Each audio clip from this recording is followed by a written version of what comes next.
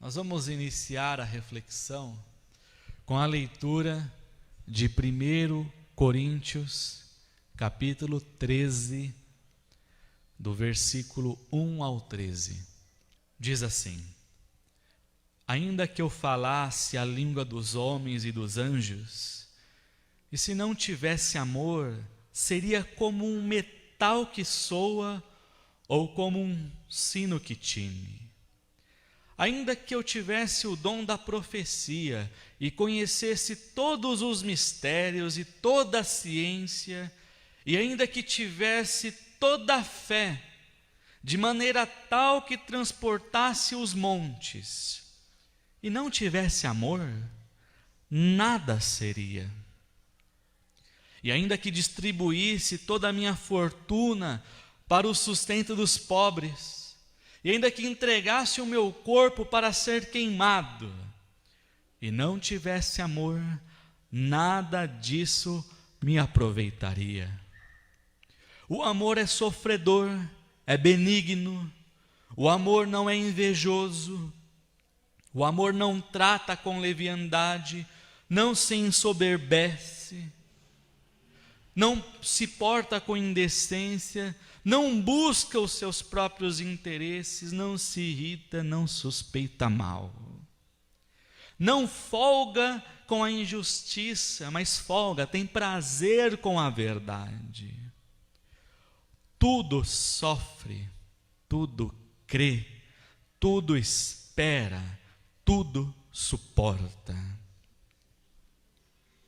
O amor nunca falha. Mas havendo profecias, serão aniquiladas. Havendo línguas, cessarão. Havendo ciência, desaparecerá. Porque em parte conhecemos e em parte profetizamos.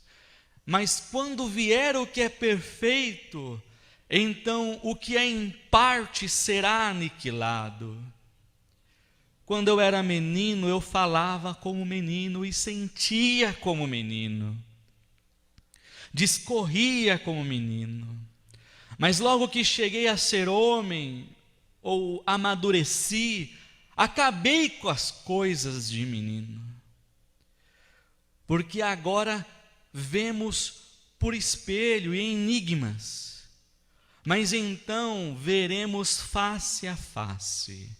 Agora conheço em parte, mas então conhecerei também como sou conhecido. Deus nos conhece plenamente.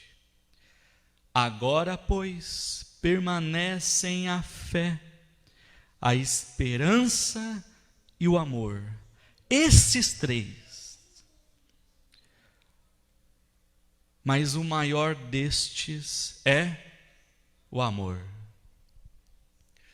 Quantas vezes nós já não ouvimos este texto, ou lemos ele? Quantas vezes você já leu, releu e leu de novo, ouviu e ouviu de novo as palavras deste texto? E há aqueles que ainda está pensando agora, eu já sei tudo que o Jonas vai falar. Porque eu já ouvi esse texto, eu já li esse texto, não sei quantas vezes. E eu concordo com você, irmãos. Não há nada novo quando o assunto é Deus. A graça de Deus não é algo novo. A graça de Deus não é uma descoberta. A graça de Deus não é uma moda. Não é uma roupa, uma novidade. Deus é graça desde antes a fundação do mundo. Desde antes o mundo ser mundo, Deus é graça. Desde a eternidade, Deus é graça. Toda revelação de Deus é graça. Todas as obras de Deus, tudo o que Ele faz é graça. Não há nada novo quando o assunto é Deus. Tudo é graça, e Deus é graça desde sempre, desde a eternidade. Por isso, em Efésios, no capítulo 2, versículo 8 ao 9, diz: porque pela graça sois salvos, por meio da fé. Isso não vem de vós, é dom, é presente de Deus. Não vem das obras para que ninguém se glorie. Tudo que Deus faz é pela graça. A salvação é pela graça, porque Deus é graça. É favor para nós. Por isso eu fico um pouco preocupado com as pessoas que entram num fluxo sedutor da religião, no fascínio da religião. Toda religião tem os seus fascínios, tem o seu lado fantasioso, que atrai as pessoas com aquilo que as seduz. Toda religião tem esse lado. Porque para essas pessoas que andam nesse fluxo do fascínio da religião, do lado fantasioso da religião, do abracadabra, para essas pessoas a simplicidade do Evangelho não lhe é atraente. A simplicidade de Cristo não lhe é suficiente. Para essas pessoas, tem que ter algo a mais. E isso, esse sentimento, essa mentalidade, também não é novo, não é algo novo. Porque logo quando Jesus começou a anunciar a palavra, a pregar o Evangelho, a falar do amor de Deus, a sua obra de salvação, a falar sobre o arrependimento, a curar os enfermos, a expulsar os demônios, a salvar os aflitos, os pobres, oprimidos do coração. Logo veio uma turminha e disse: ué, não é esse o Nazareno? Não convivemos com os seus irmãos, com suas irmãs? Não é esse o Nazareno? Como pode vir alguma coisa boa de Nazaré?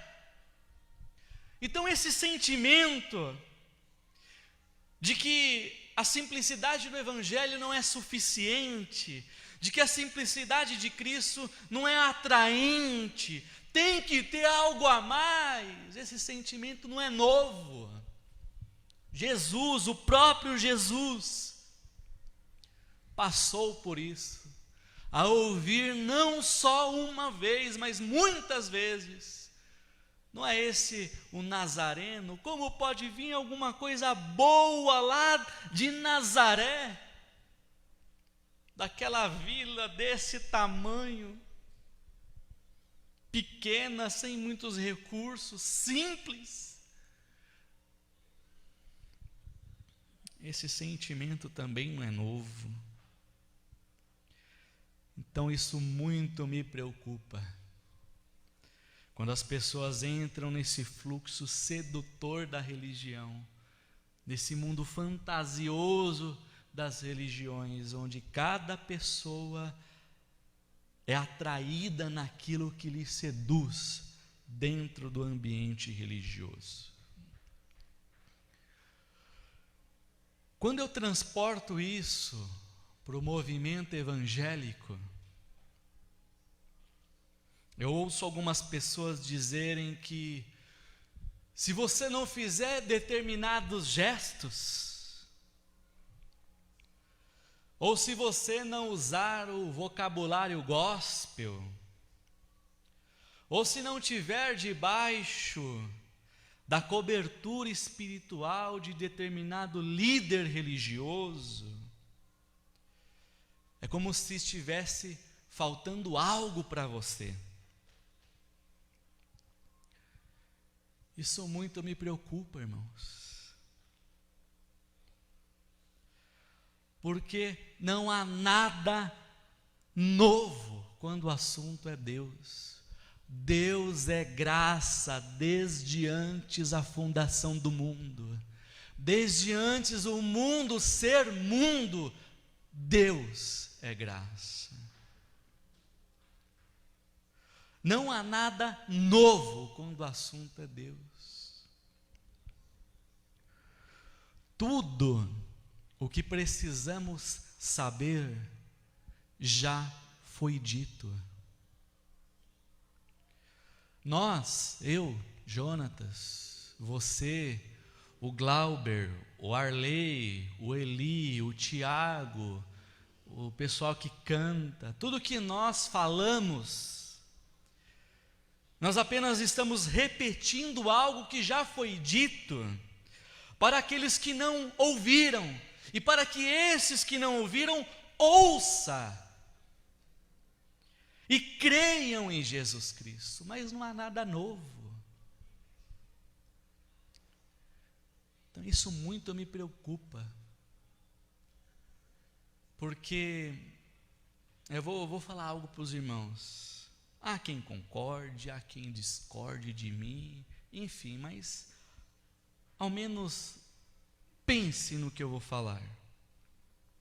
Hoje, com a tecnologia, com as redes sociais, com esse mundo virtual, esse mundo da internet, e que principalmente agora, nesse período de quarentena, de isolamento social, nunca foi tão intensificado o acesso a essas tecnologias, esse mundo virtual.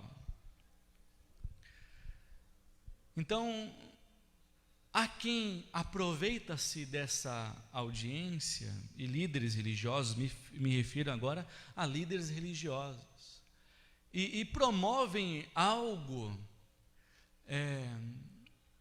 vou usar o termo que se usa, clique aqui, inscreva-se aqui para obter o conteúdo exclusivo disso e daquilo outro. Como se o que ele fosse falar fosse algo que já não tivesse sido dito antes. Fosse algo novo, exclusivo. E eu fico me perguntando, Jesus, o que essas pessoas têm de exclusivo para falar que o Senhor já não falou? Eu fico me perguntando, olhando lá como todo mundo, Às vezes você senta no sofá, no ônibus e fica lá, com o celular, ou no Facebook, no Instagram, no Google, e fica lá, Aí vem aquele apóstolo, bispo, semideus, e lá vai, assim por diante. Clique aqui, inscreva-se aqui para a semana do conteúdo exclusivo. Eu fico me perguntando, que conteúdo exclusivo é esse que Jesus já não falou para nós? Que tem de exclusivo no que ele vai falar que Jesus já não tenha dito antes para nós? Então me preocupa esse lado fantasioso, esse lado do fascínio da religião e também que permeia o movimento evangélico. Jonatas, você está sendo muito duro ao falar ou mencionar tais ações. Olha, irmãos, o que eu estou falando para você é tão verdade de que não há nada novo, que tudo o que eu disse para você até agora, Paulo já falou para os irmãos da Galácia. Só que com outras palavras, lá em Gálatas, capítulo 1, do versículo 6 a 8, Paulo fala exatamente o que eu falei para você até agora. Está escrito assim, Gálatas capítulo 1, do versículo 6 a 8. Maravilho-me que tão depressa passeis daquele que vos chamou à graça de Cristo para outro evangelho, o qual não é outro, mas há alguns de vós que vos inquietam e querem transtornar o evangelho de Cristo. Mas ainda que nós mesmos, se referindo aos apóstolos, ou um anjo do céu vos anuncie outro evangelho, além daquele que já vos tenho anunciado, esse outro evangelho seja anátema, ou seja maldito. O que eu falei até agora para você, Paulo fala aos irmãos de Gálatas. Tem alguns dentre vocês que estão tão inquietos, que transtornam o evangelho.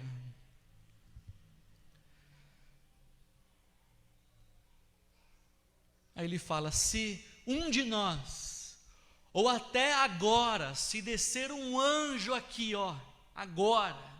descer um anjo aqui e anunciar outras palavras, além daquelas já ditas por Jesus, seja maldito, seja anátema. Não há nada novo quando o assunto é Deus.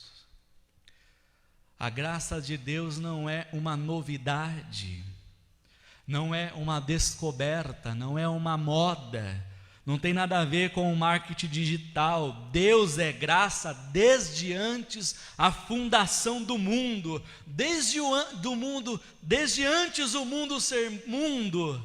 Deus é graça. Deus é graça, não há nada novo. Inicialmente, aqui, nós fizemos a leitura de 1 Coríntios, capítulo 13, do versículo 1 ao 13. A primeira carta de Coríntios, ela foi escrita aproximadamente no ano 55 depois de Cristo. Enquanto Paulo, ele estava na cidade de Éfeso, e se não me engano era a terceira viagem missionária de Paulo, quando Paulo escreveu a carta aos irmãos de Corinto. Então no ano 55 depois de Cristo foi que o apóstolo Paulo escreveu a carta de 1 aos Coríntios.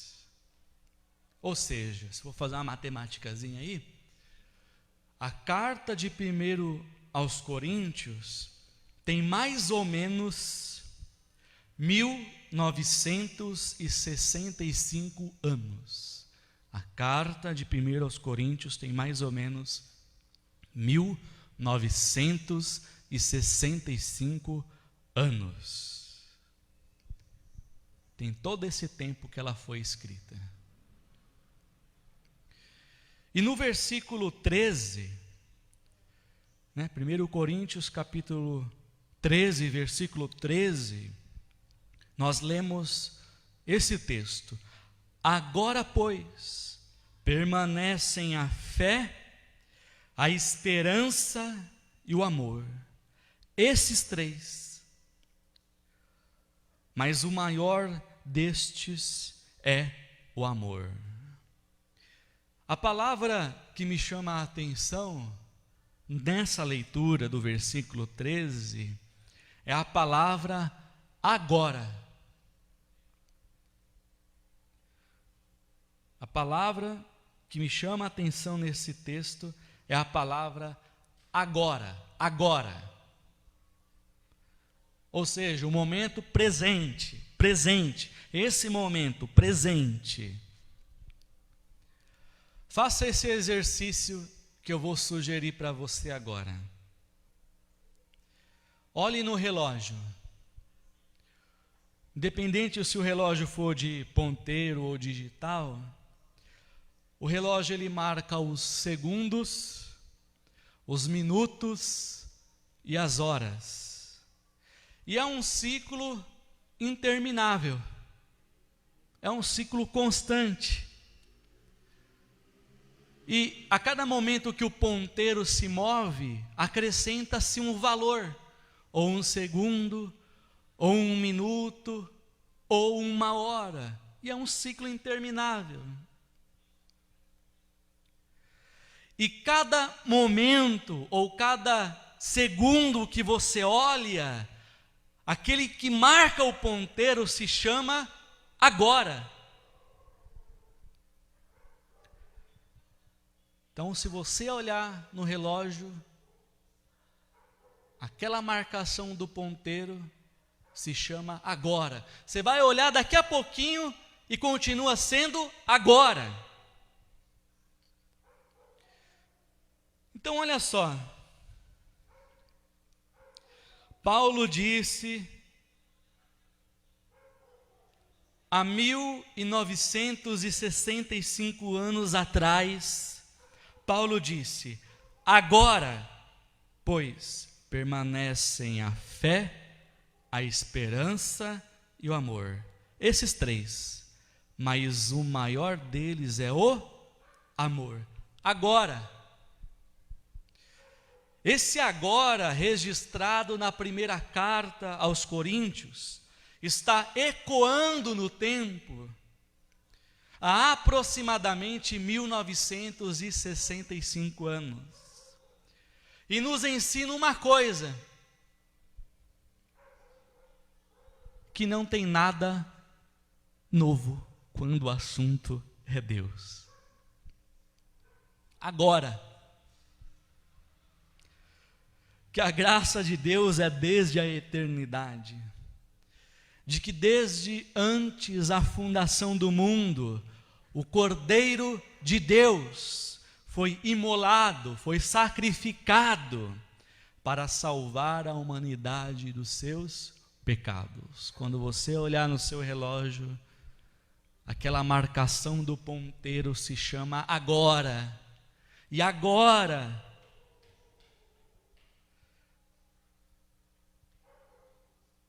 Deus é graça desde sempre. Não há nada novo, irmãos. Então se lê agora, agora. Pois permanecem a fé, a esperança e o amor. E o maior destes três é o amor. Fé,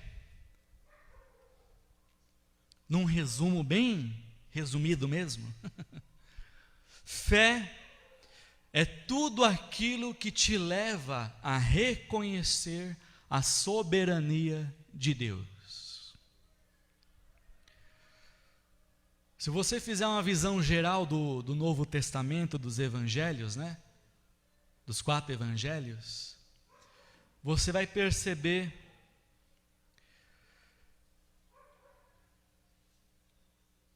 toda vez que Jesus disse assim: a fé te salvou, foi em situações em que aquelas pessoas envolvidas reconheceram a soberania de Deus. De alguma forma, as pessoas que ouviram de Jesus, a tua fé te salvou, de alguma forma, aquelas pessoas reconheceram a soberania de Deus. Um exemplo, e depois você procura esse texto e medita.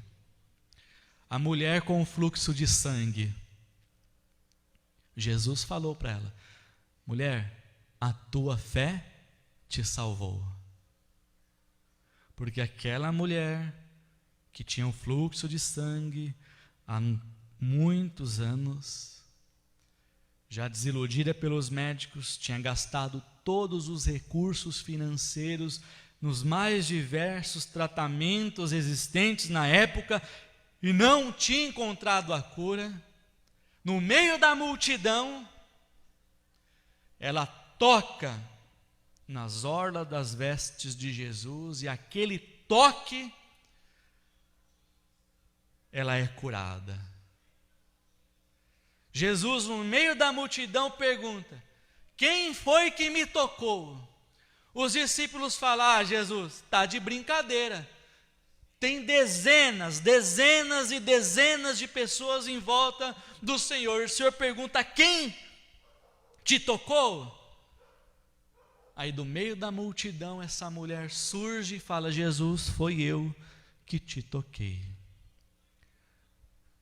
Foi eu que te toquei. E Jesus fala a ela: mulher, a tua fé te salvou. Nos relatos dos evangelhos, as pessoas que ouviram essa frase de Jesus, a tua fé te salvou, foram pessoas que de alguma forma reconheceram a soberania de Deus. Então, fé é tudo aquilo que te leva a reconhecer a soberania de Deus. Só mais um exemplo.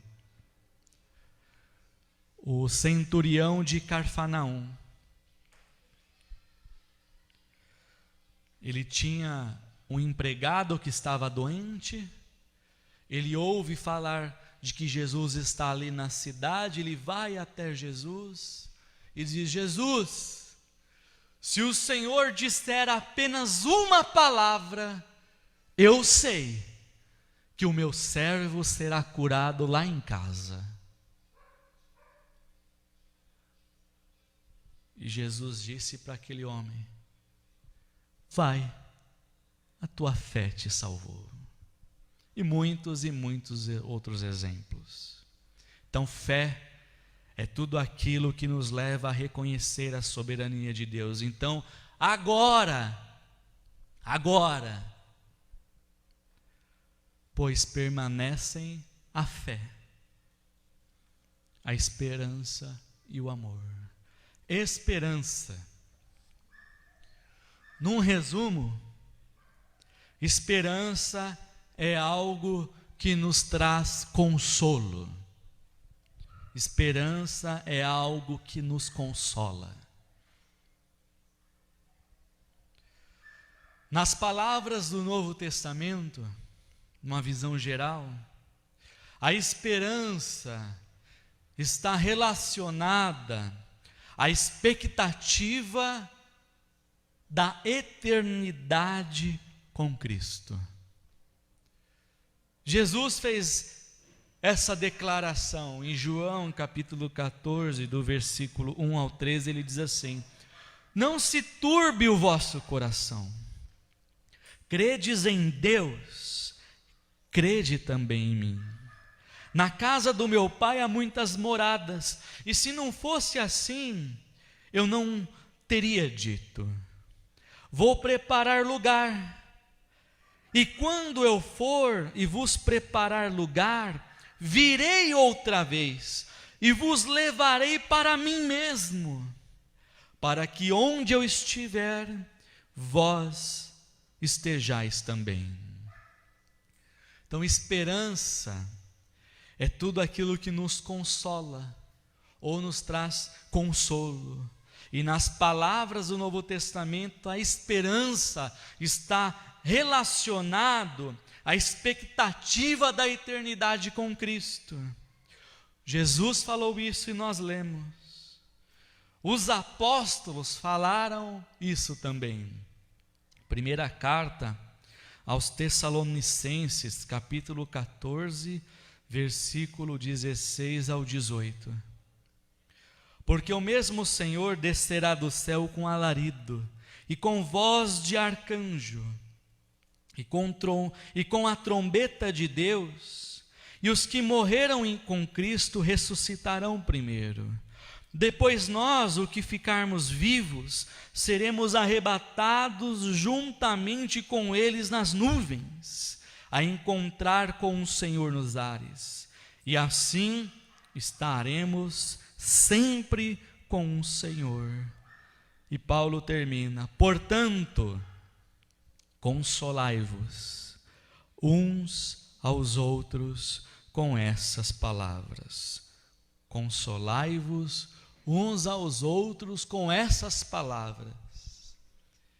Então, esperança é algo que nos consola, que nos conforta. E no Novo Testamento, a nossa esperança está relacionada à expectativa da eternidade com Jesus Cristo. Por isso nós somos chamados de peregrinos nesta terra, e de que a nossa morada é aonde Jesus está agora, à destra do trono de Deus. Então agora, irmãos, pois permanecem a fé, a esperança e o amor.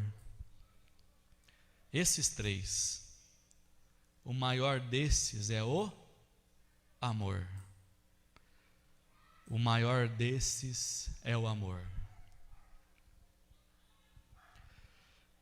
Sinceramente, irmãos,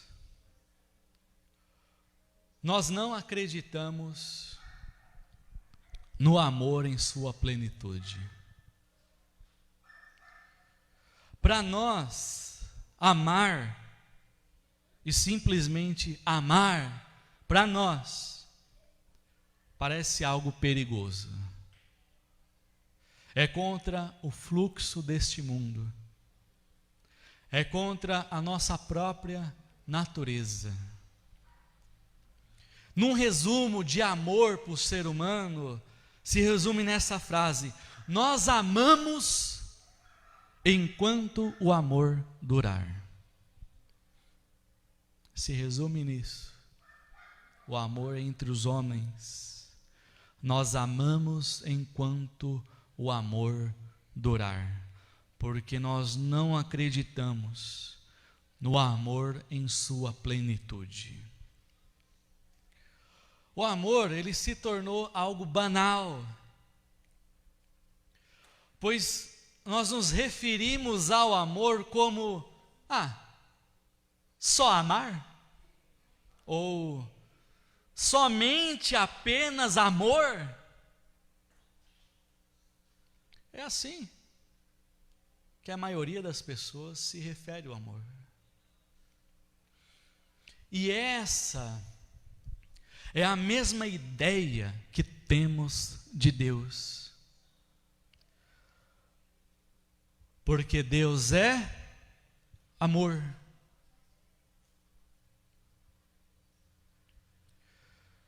Deus, olha só a nossa mente, hein? A mente que está ofuscada ainda. Deus ser amor, sem acrescentar coisa alguma, para nós é algo perigoso. É quase que natural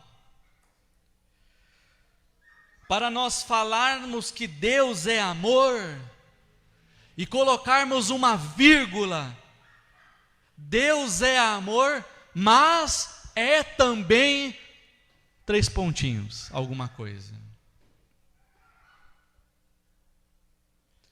Sempre quando nos referimos que Deus é amor, nós queremos acrescentar uma vírgula e um mas é também 3 pontinhos. Como que se Deus, sendo amor, não é suficiente para nós. Como que se Deus, sendo amor, não nos satisfaz, não nos é atraente o suficiente. Então, quando falamos Deus é amor, na maioria das vezes, nós sempre acrescentamos, mas também é 3 pontinhos, alguma coisa. É quase que natural. Irmãos, Deus é amor, sem a necessidade de vírgula alguma.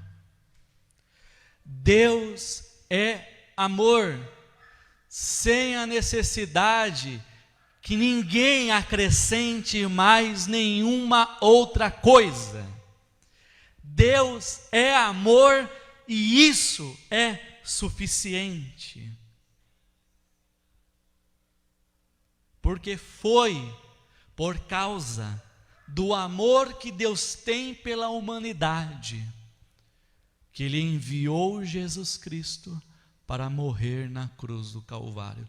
Não é o texto que nós, evangélicos, vamos dizer assim, já virou jargão. A pessoa fala, mas às vezes não entende a profundidade da coisa. O texto de João, capítulo 3, versículo 16, é um jargão. Às vezes a gente parece um papagaio repetindo esse texto, porque não vive ele. Deus amou o mundo de tal maneira que enviou o seu Filho unigênito para que todo aquele que nele crê não pereça, mas tenha a vida eterna.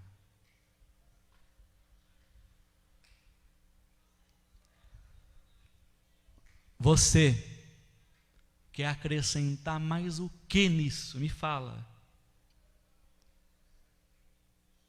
O que os pastores, os apóstolos, os semideus que estão espalhados por aí, os gurus, quer acrescentar mais o que nisso? Me diga, por favor.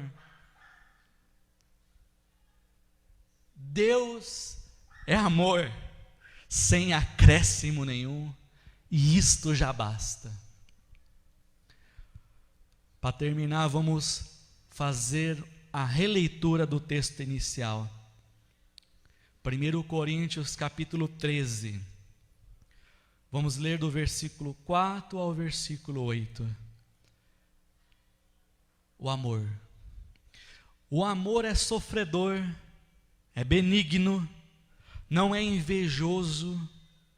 O amor não trata com leviandade, não se ensoberbece, não se porta com indecência, não busca os seus próprios interesses, não se irrita, não suspeita mal, não folga, não tem prazer com a injustiça, mas tem prazer com a verdade. O amor tudo sofre, tudo crê, tudo espera, tudo suporta.